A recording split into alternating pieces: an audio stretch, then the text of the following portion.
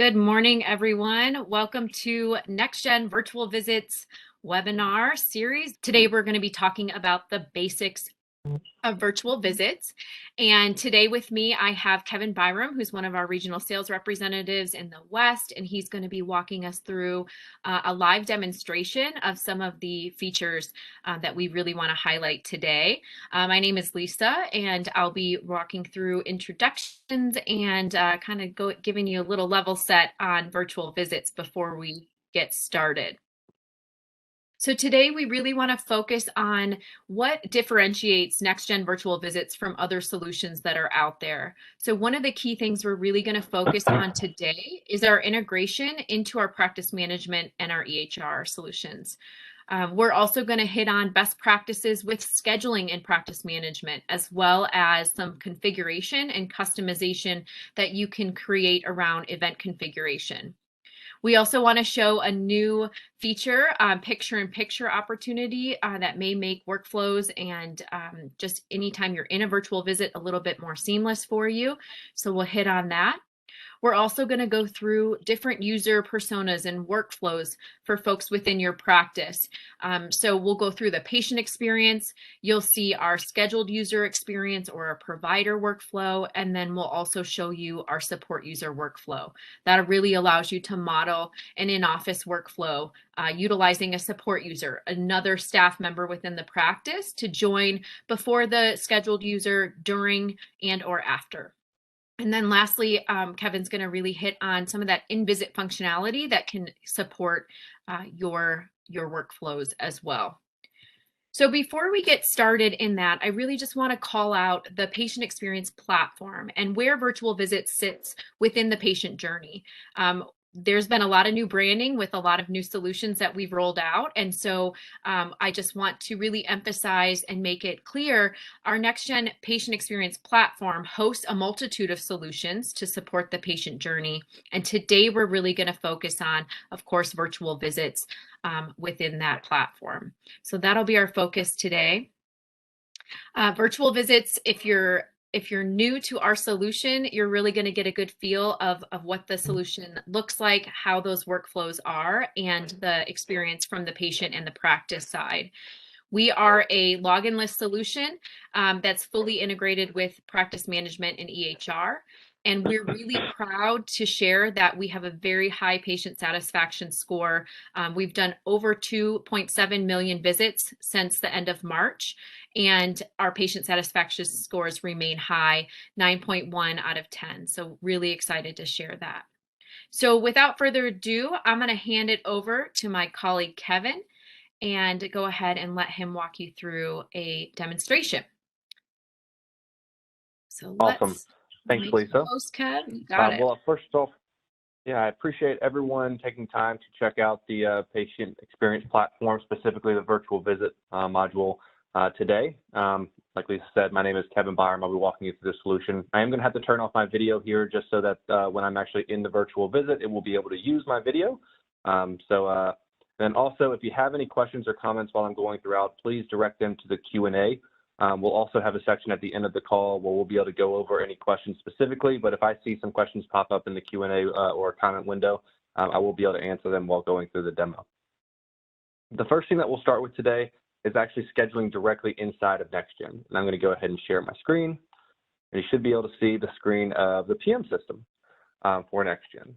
So really, really simple here for the virtual visits integrated platform within NextGen.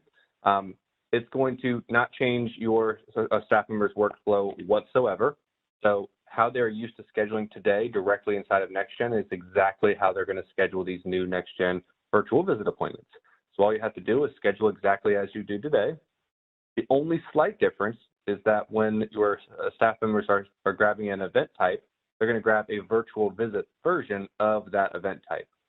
So we'll work with you really closely to identify all of the different event types that you want to make available for virtual visits, and we will create a virtual version of that event type, like a medication review or PH29 or COVID-19 specific appointment. All of these are going to be customized, and I'll talk about the different features that we can do with each and every single one of these different event types, like having custom intake forms or having custom IMH forms. for patients to complete before joining the visit that is specific to that specific event type. But really all they have to do, the staff members, is just grab the event type that fits the patient's need, add the patient here, and then schedule that virtual visit appointment. Once the virtual visit appointment has been scheduled here inside of NextGen, it's going to automatically send a confirmation text and email to the patient. That confirmation text and email is going to include the provider and upcoming appointment details as well as the secured link. It's also going to automatically schedule an appointment inside of the auto dashboard or NextGen Virtual Visit dashboard for the provider.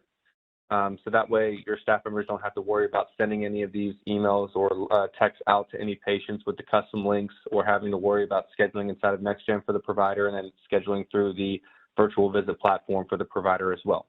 It makes this, once again, as simple as possible by integrating it directly into NextGen so that once you schedule inside of here, it does everything on the back end that you needed to do so it doesn't create any extra work for your staff members.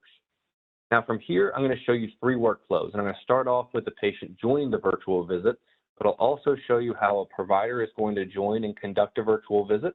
I'm also going to show you how a support user will be able to join and conduct and support the provider on their virtual visits. I'll also be showing you throughout the demonstration the different integration points back into NextGen that are once again going to help save your staff members and providers a lot of time and effort. All right, so here's an appointment that I scheduled earlier today. You can see here how the patient received this custom email reminder. It's also going to be sent out via text as well. And once we'll have the confirmation email that goes out immediately as the appointment is scheduled. And then we're also going to have a reminder that goes out 30, 60, or 90 minutes prior to the upcoming appointment. These text and email reminders are once again going to include the provider that the patient is seeing and the date and time of that upcoming appointment. We do have the ability in the email messages that we're sending out to patients to custom brand the email, and that would be right here. So instead of saying virtual visits, it would have your brand custom logo and color scheme. And then down here at the bottom of the email, we're going to have a few links that are going to allow the patient to do a couple of different things when joining the virtual visit. First off, we have this nice green button here that the patient is going to click on when they're ready to join their virtual visit. But before I click on that, I do have the option to test my device. Testing my device is just going to allow the patient to click this link and make sure that everything is running completely smoothly on their device before joining the appointment. So they can make sure that their camera is switched on, they can make sure that their microphone is switched on, they even can run a test on the connectivity of their device, which will be helpful to see what kind of connection that they have. Also, if the practice would like to, you can give the patient the ability to invite a guest. So this can be completely optional. So if your practice wants to allow for this or not allow for this, completely up to you. But this gives patients the ability to invite a guest, a parent, a spouse, family member, friend, caregiver, whoever. They'll just click on that link. It's going to launch them once again into their browser, and they'll just have to enter in the first name, last name, and email address of the guest that they want to invite. That guest is going to be then sent their own individualized 256-bit HIPAA-compliant secured link so that they can join the appointment as well when it comes time for the actual appointment. But really, all the patient has to do in order to join the virtual visit is just click this green button. We do provide this individualized link here as well, just in case for whatever reason the green button isn't working. You can copy and paste this link directly inside of the of your browser. Now you can see here that this link is completely individualized. Once again, it's 256-bit secured, HIPAA compliant, and keep in mind the solution is specifically built for healthcare. So it comes with all of the specific compliances, for security that is required. Now, when the patient comes time to join the virtual visit, they can just simply click that link. And once again, it's just going to launch them into their browser and give them the ability to now join the virtual visit. They can toggle in between English and Spanish, and then we'll just let them know that this is not intended for emergency uses, and if this is an emergency, they need to dial 911. Otherwise, they can go ahead and get started. The first step of joining the virtual visit is going to be complete the intake form. And you can see here over here on the side, it shows the patient all the steps to joining. Now, I do want to reiterate and mention here that Any of these steps can be skipped if the practice did not want to use that specific step. So if you didn't want to complete an intake questionnaire, you didn't want to capture the patient's consent to use telehealth, or have them acknowledge your telehealth policies, or offer their signature, you can skip all of these steps so that it's just one click and join. However, we do offer these because they're very important within the telehealth process. This intake questionnaire can be customized to each and every single event type that I was walking you through earlier. So you can have a completely different questionnaire for a medication review compared to a PHQ-9 or maybe even like an orthopedic visit, right? All of those appointment types have completely different questions that you want to capture from the patient and information that you want to capture, so we can have different questionnaires so that you can be capturing the information that's most relevant to that event type. These questions can be a free response. They can be choose yes or no. If you're trying to capture symptoms, they can be select all that apply. You also have the ability for patients to upload images and capture real-time pictures directly from the device. So maybe the patient has a rash on their hand, and I can open up my camera and I can take a real-time picture of the rash that I have on my hand and upload that to the provider before I even join the appointment. You also have the ability to ask the patient to upload an image of the front and back side of their insurance card, and once again, they can either take a picture live if they have a device that has the ability to capture an image, or they can upload that image.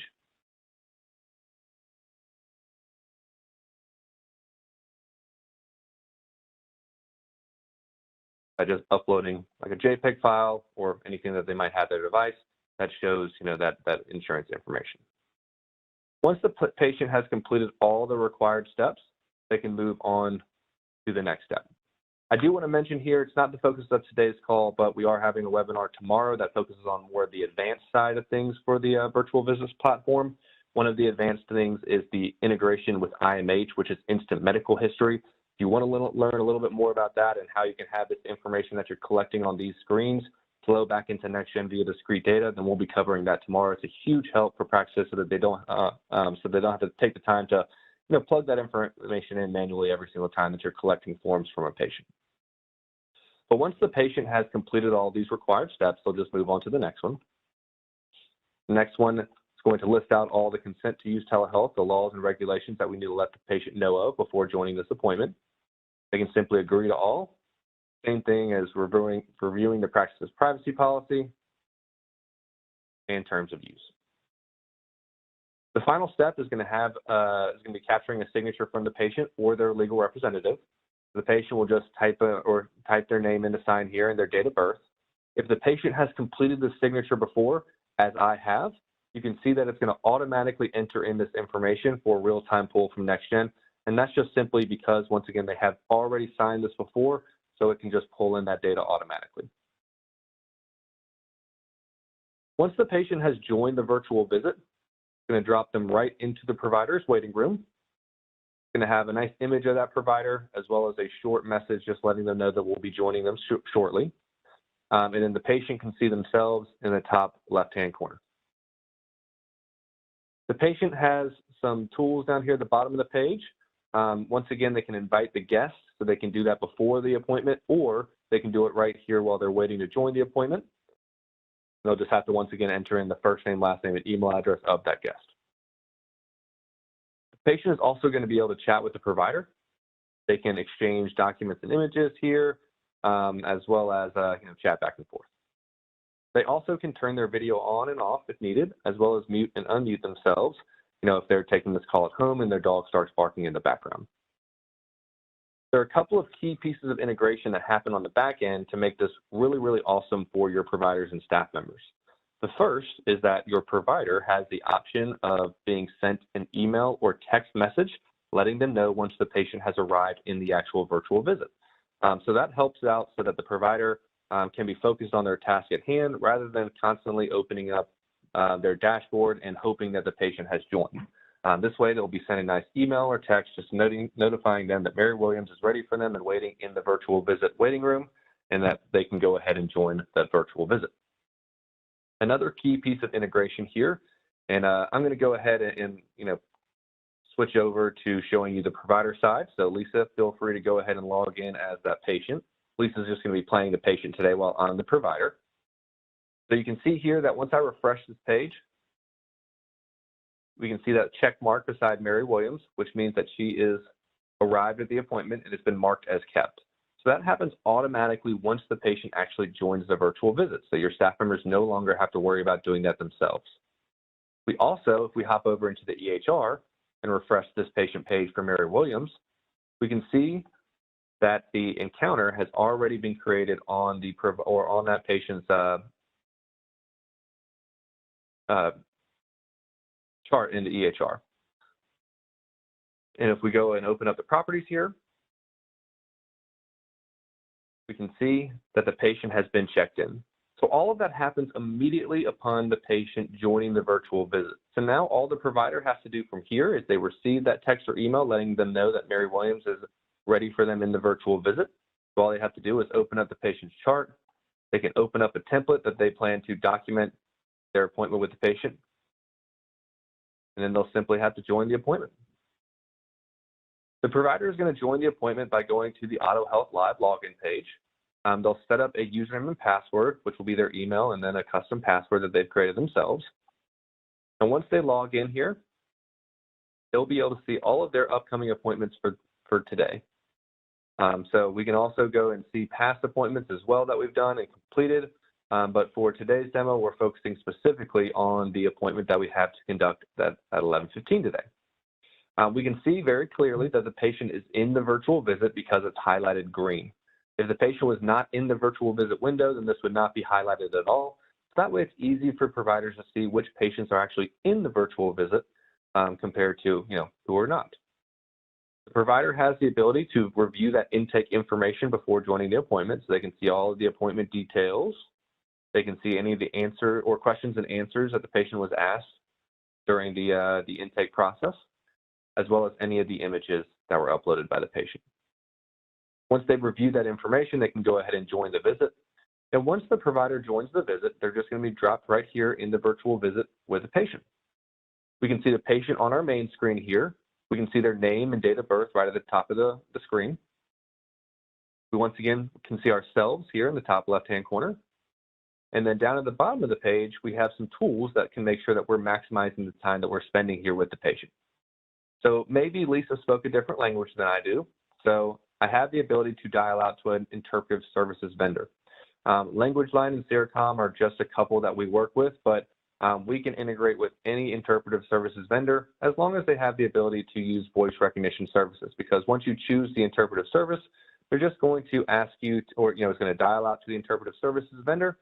They're going to ask you to state the language of interpreter that you need, and you would say Spanish, and they would connect you with a Spanish interpreter.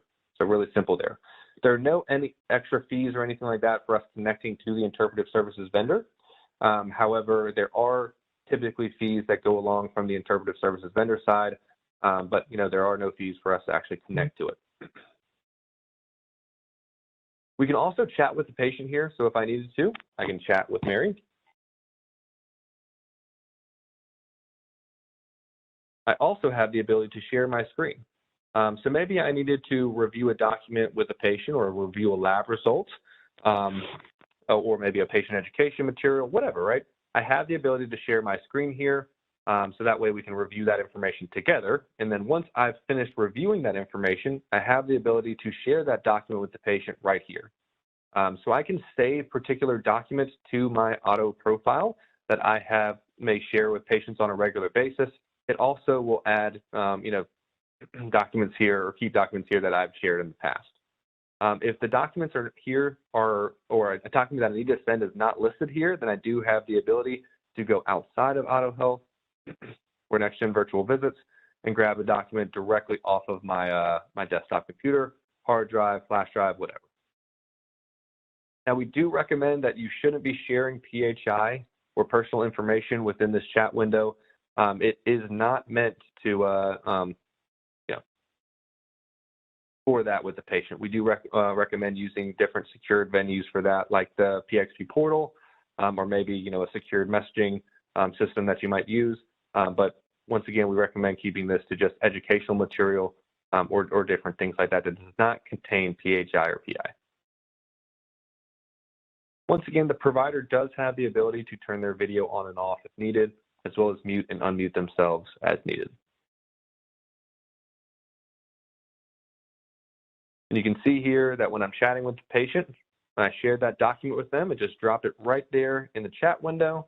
And all the patient would have to do on the other end is simply click on this link. It's going to launch it into their browser so they can review that patient education material or whatever was shared. And then from here, they can either print it out or download it or save it directly to their computer. Once the provider has completed his or her time with the patient, they have two options. They can either end the visit entirely, which is going to go ahead and end the visit entirely, or they can leave the visit. Leaving the visit is going to be the option that you use when providers are going to have support users who are coming in after they have completed their time with the patient. So now I'm going to switch to showing the support user workflow for NextGen Virtual Visits. Support users are defined as anybody at the practice who doesn't see patients on their schedule, but instead would support a provider on theirs. And these support users have the ability to support any provider at the practice who has virtual visits. And they also have the ability to join a virtual visit before the provider has joined the call, while the provider is on the call, or after the provider has left the call.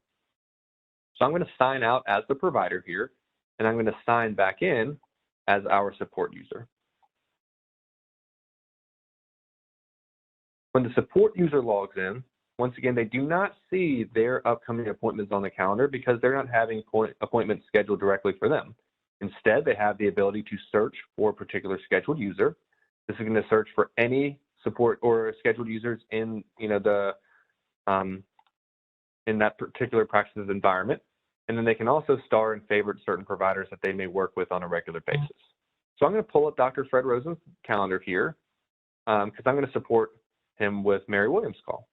I could hover over this gray icon to see if anybody has been in the visit. This will show you if a particular scheduled user or support user has been in the visit. I once again can see that the patient is waiting for me in the call, and I also have the ability to review all of that intake information, as well as any of the images, questions, and answers that were uploaded by the patient. And then I'll simply join the visit as a support user, and it's the exact same workflow from here on out. You can see myself in the top right-hand corner. I can see my patient, Mary Williams, here on the main screen. I can have all the same tools that the provider did on their call. So I can dial out to the interpretive services vendor. I can chat with the patient, I can share my screen and share documents, turn my camera on and off, as well as mute and unmute myself. Now, once again, there are a lot of different workflows for support users. They can join before the call, or before the provider has joined the call, while the provider is on the call, or after the provider has left the call. We also see a lot of providers or practices using support users as in-house interpreters. So maybe rather than having to dial out to language line, you can just text or message somebody within your organization who is specifically set up as a support user who speaks multiple languages. And they can come on here and act as that interpreter so that you don't have to incur any extra charges from the interpretive services vendor. We also have practices using this for like billing staff members who might join after the call or before the call to collect a copay or outstanding balance. So there's a lot of different creative ways to use these support users. Now, once again, the support users have the same option. They can leave the visit if they had somebody else who was planning to come into the visit with this patient, or if they've completed all their time with the patient, they can go ahead and end that visit. Once the appointment is ended, it's going to be moved over here into the completed status, and then the patient is going to be asked a Net Promoter Score on how likely they are to recommend this video visit platform to a friend or colleague. We've had over 1 million appointments performed within virtual visits. And out of those 1 million appointments, we have like a overall NPS score of 9.1 out of 10. And I believe Lisa mentioned that during the PowerPoint presentation, but just always a really great thing to point out again is that this is extremely, extremely highly rated by the patients who are using the system. So very, very, very convenient and easy for them to be able to have these virtual visits. But once that appointment has been ended, there's some more key pieces of integration that happen on the back end. So once again, I'll open up the EHR and pull up Mary Williams' chart. And when I open up the properties, I can see that the patient has already been checked out. So once we end that visit, it's going to automatically check out the patient and capture the total elapsed time of the appointment. From here, all I have to do is just finish up documenting here in my SOAP note or whatever else I'm using to document my appointment with a patient, and then move on to the next virtual visit or in-office employment at the practice. Now that's everything that I had to show you today from a demo standpoint for NextGen Virtual Visits. I think that we have had a couple of questions come into the Q&A. So Lisa, is there anything that I left out here or that, I need to address? I think it might be cool to show the picture-in-picture, Kevin, if you can do that. Yes, I can. Are you still in the virtual visit, by the way? I'm not, but if you want to go into my visits, I'll jump into one of those visits that I have scheduled under. So just click on my name there under favorites. And I'll join that Molly Henderson visit real quick, and then we can show what that looks like.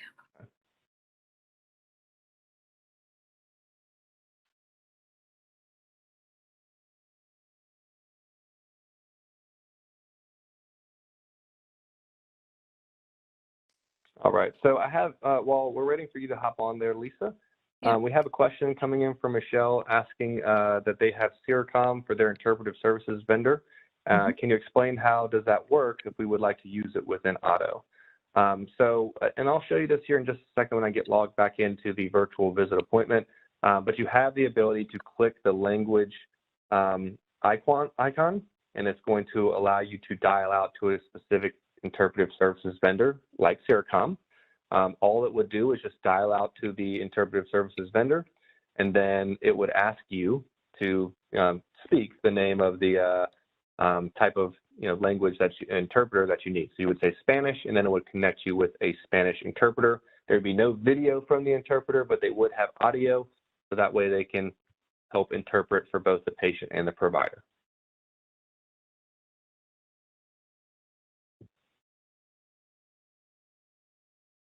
All right, so we see Molly Henderson is in the virtual visit. I'm going to go ahead and join.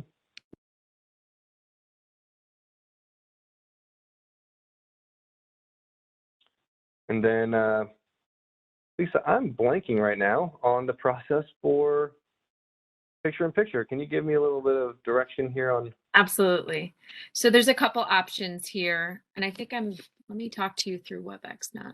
There we go. So you can right-click on my image, and there'll be a little picture-in-picture option. And then you can move that and kind of hover that around, whatever you're on, whether you're in remote desktop. Before you join the visit, in that little menu or that kebab within virtual visits, there is a join and compact view as well. So it's kind of similar workflow, but this is the experience. You can just hover that video right over EHR while you're documenting. Absolutely. So now I can be taking my notes while conducting the virtual visit right here with the patient. It makes it as simple and easy as possible for the provider to make sure that they're capturing everything needed during that virtual visit. So I can just click back to tab right there. It's going to return me to the original view. And then let me go ahead and sign out just so I can show you the join and compact view.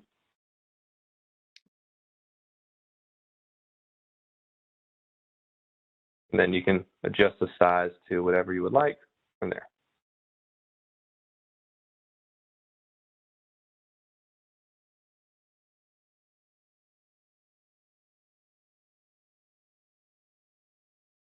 All right. So, and then Michelle, once again, just while we're on it, that's the icon that you would click there for interpretive services. You would choose Sericom and click connect. I'm not actually going to click connect right now, but it would then dial out to Sericom. They would have a window come in right here. There would be no video with that window, but they would be able to connect with you for the audio and interpret for you and the patient. Are there any other questions from today's demonstration? So I see we've got a question about multiple people joining the visit. So the join visit button that is populated in the schedule is specifically for that user. So multiple people couldn't join the provider's join visit, and these are identified staff members, so they are named staff members that log in on the user side, log into virtual visits with a username and password. So for anyone on your practice, they're going to log in with their designated username or password, and then they have the ability to join. We can today have up to I believe 5 participants in the visit, which would include multiple support users, maybe an interpretive services partner, and then your scheduled user as well. When we talk next about the deep dive, we're going to go into some of the features that are coming soon, and that includes group visits as well. So you'll get to kind of see a feel for what that looks like. But that's something important to call out. You're not going to have multiple people that are joining through that same join visit button. So Julie, Alicia, I hope that answered your question. There's another question about, as a provider, can they ask other providers or staff to join the visit? Julie, that's a great question. That's another feature that's coming soon. So today we just have the ability to allow patients to invite a guest to the visit. It's limited to one guest per patient. Again, tomorrow when we go into our deep dive, and in the weeks to come, we'll be sharing some of the roadmap items and some of the features that are coming soon. One of those is guest add, which will allow the provider to invite internal guests within the practice, external guests, and or guests on behalf of the patient. So if there is, in a pediatric space, if you need to bring in a parent or a guardian or legal, you have the ability to do that. Because group visits will roll out first before guest add, that will really expand the opportunity for a multitude of patients and guests to be in that visit. It will not be limited to just that 5, like I mentioned. It's pretty much unlimited, but of course, right, your quality and things will change as you increase that. So keep that in mind. So when the provider does picture-in-picture, can the patient see the provider's desktop in NextGen? No, you're not sharing your screen. You are just creating that smaller compact view of that patient visit so that you can actually be within EHR at the same time. So since you are joining through a browser, we have many providers that have dual monitors, some that connect on other devices like a handheld or a tablet, or maybe through NextGen Mobile. This just gives you an ability for providers that may need to be within EHR to have that image hover over without it going behind RDP. So that's a great question. Let's see Lisa, here. I forgot to show the virtual visit intake form. Great. Yes, so this is the virtual visit intake form. This is sent over and attached to the specific encounter after the provider or support user has completed the virtual visit. The virtual visit intake form is going to include all of the specific patient details for that visit. It's also going to include the specific amount of time that the patient and provider spent in the visit together, the specific amount of time that the patient and the support user spent together, and then the total amount of time that the patient and any practice user spent in the time together. So that would be really helpful for any patient or any practices that are using a time-based billing standpoint. So you can see the total amount of time that we spend in the virtual visit together with a patient was 5 minutes and 22 seconds. You also will be able to see all the intake questions and responses here. So you can see the question that was asked and the answer right there. You will be able to see any images that were uploaded by the patient, like the rash on the patient's hand or the front and back side of their insurance card. We can see the entire chat transcript here, so when everybody joined and left the call, as well as any chat that was exchanged. Then we also get to see all of the consent to use the telehealth documents that they consented to and agreed to. So all of that is included directly with the virtual visit intake form. And I can pass it back to you for more Q&A. Yeah, absolutely. So there was a question about this being recorded for access later. This is going to be recorded and available for you to share. We also will have the basics and a deep dive on virtual visits each week for the next 6 weeks. We'll skip next week. We're going to be traveling and doing a big sales kickoff, so many folks are not available. So we'll skip next week, but we'll reconvene the 18th. So for those of you that registered in that email, all of those opportunities are there. Feel free to share that with your staff. And we'll have the recording available as well.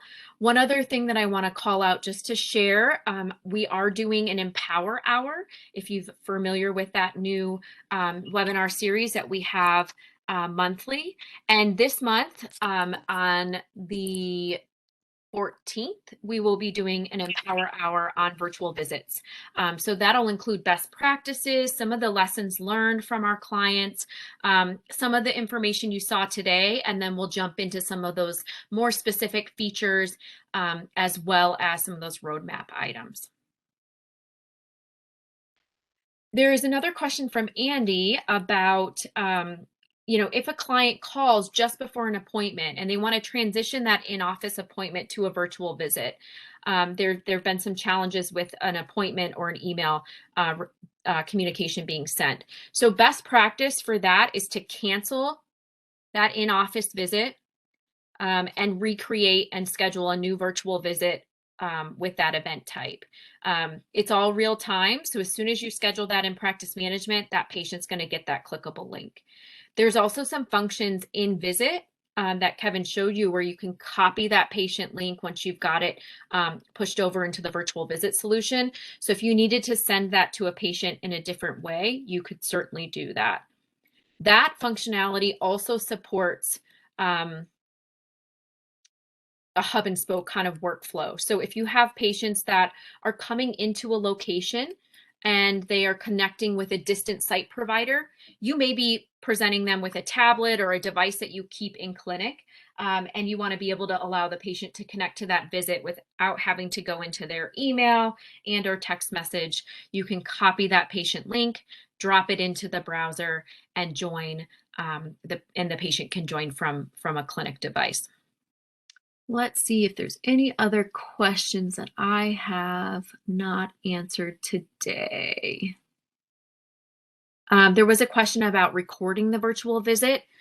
Outside of the virtual visit summary, that is a PDF pushed into the EHR, we are not recording anything from the virtual visit. So it's not a recording of the video. We'll timestamp it. You'll have when the patient joined, how long they were with the provider, that chat transcript. But outside of that, for compliancy, we are not recording that virtual visit. I think that might be all of our questions. Let me kind of scroll here and take a look. There was another question about consent forms and being able to customize those. So there is an ability to layer in kind of more specific practice consent forms through our intake workflow, as well as through the email communications. So we have many practices that may put in a clickable link, drive the patient to the website, or add in other communications through that email. So those are customizable by the practice at the event type level. Okay, so we've got another question about, is there a way to suppress any part of the visit summary from appearing in the record? For example, if a sibling of the parent starts typing in the chat, they don't want to be that. They don't want that to be in the record. That's a great question. From the guest side, I do believe that we capture when the guest joins. I'll have to verify. It's a good question, Alicia. I'll have to verify to see if the guest has the ability to chat. One thing I do want to call out is that we did think about this for our group visits. So during the group visits, the chat transcript will not populate into the EHR in that virtual visit summary. For compliancy, because you've got a multitude of patients within that, we don't want to have another patient's name and information within that patient's chart. So that's something that we have suppressed for group visits, but it's a great question, Elisa. So I'll take that back and I can get back to you. I'm going to write down your name so I can email you. Great question. Is there a new check-in functionality? So clients have been having the front desk staff calling the patient prior to the visit to check them in and complete registration. So Mary, the patient intake workflow that includes the questionnaire, if you'd like to have that, the consent form. We can also collect payment with our partner of NextGen Pay with Instamed through virtual visits. Those are kind of pieces of the check-in functionality. When the patient joins that virtual visit, there's an automated status change that will occur within practice management and EHR. So that's automated when the patient joins.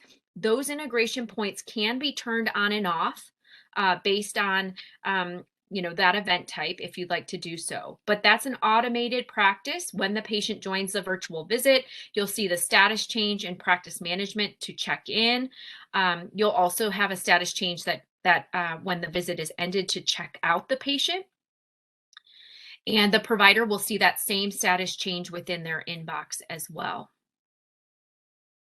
We also have practices that have a lot of success with support users. So that automated status change occurs. The support user knows that the patient's in the visit, and they can join the visit prior to the provider to capture any intake that they may need. Maybe they want to capture payment over that live visit. Follow up, schedule their next appointment. There's a lot of opportunity to support those workflows with support staff as well. But the actual check-in process is automated today, as you saw Kevin go through that patient experience. How is the insurance attached to the encounter? So the insurance is not attached to the encounter outside of that image if you captured that, right? So that's just an example of how some practices have used the still image capture. That would still be a manual process. So you would still need to capture that insurance information, update that into practice management, or again, you could utilize a support user to do that prior to the provider joining that visit. All right. So custom consent is another question that's come up that I just mentioned. So those can be layered into the intake questionnaires. We would build those out, and the patients would either free text if you needed to capture a signature, or or if they needed yes or no on things. So those can be built into the intake workflows, as well as again, a clickable link could be added, or attachments can be added to that virtual email communication. And so you can capture that in a little bit different way. We do have consents that are presented to the patient if you do choose to turn those on. There are specific behavioral health consents as well, but these consents are specific to telehealth and virtual care, and can be suppressed if you'd like to. Can we pull the images from the visit summary to place into NextGen? Absolutely. So the virtual visit summary that lives within the encounter in EHR today is a PDF. Within the virtual visit solution itself, there is also a column that is completed visits, and you have access to that PDF and to that those images as well. It would still be a manual upload, but you could absolutely capture those images and pull those into the summary. All right. I think that is all of our questions for today. So some of those we answered in the chat, in the Q&A. Others we pretty much captured here in this conversation. So I think we've got all of those answered. Alicia, I'm going to follow up with you on the chat component for our guest. And we'll go ahead and make sure we get that answered for you. Let's see, I think we might have a couple more. Kevin, are you seeing any other questions that I might have missed? I am not. I think you got everything that I'm seeing. I have a specific question about enhancements enabled already for us to test in our auto environments or in virtual visits. So the in-visit functionality, such as document share screen, chat, those are all standard features that are available. Interpretive services is part of the solution, right? If you have an interpretive services vendor, any enhancements that you may not have today, you can input a support ticket with the category of telehealth or virtual visits, and our team can go ahead and turn any of those on or enable any of those features. So specifically virtual visit, or specifically interpretive services, they'll go ahead and capture those 800 numbers or those specific numbers for your vendor, and that can be an easily enabled feature. That then is enabled for all of your users within the virtual visit. So just know that. So you want to do some staff education and some, make sure that your team is aware that that service is available. Because it is just audio today, we do have practices that have in-house interpreters that may be supporting as a support user and can join that visit. Is there an extra cost to enable anything that we don't have active already? There's not an additional cost for anything that we shared with you today. There would be cost per call associated with interpretive services, just like you have already today with your vendor. So that's something to call out. Now, when we talk about solutions that are integrated, like patient self-scheduling into virtual visits or instant medical history, like Kevin mentioned, there is additional cost associated with that. But any of the features that you saw today, those are all part of the solution and available to you. Okay, I don't have any other questions coming in here. Fantastic. Well, we all appreciate your time today coming in to see our virtual visits, the basics. Share this with your team if you are able to join us in the upcoming weeks or tomorrow for our deep dive. We encourage you to join us for that. Those will also be recorded. Lastly, calling out next week, we have an Empower Hour for virtual visits that will also be recorded and shared. And that's really going to hit on both kind of components of this webinar series, from the basics and best practices, as well as a deep dive into our integrated solutions. And we'll share a sneak peek of group visits and guest ad and some of our other roadmap enhancements that we're working on today for virtual visits. So thank you all again. Have a great rest of your day. Thank you, Kevin, for that great demo. Absolutely. Great job as well, Lisa. Thanks, everyone. One other call out, I'll just give you a call have a great to rest of action. the day. If any of you want to see a demo or have a deeper dive personally to your kind of unique workflows, reach out to your account executive. They can bring in that sales solution specialist to support that.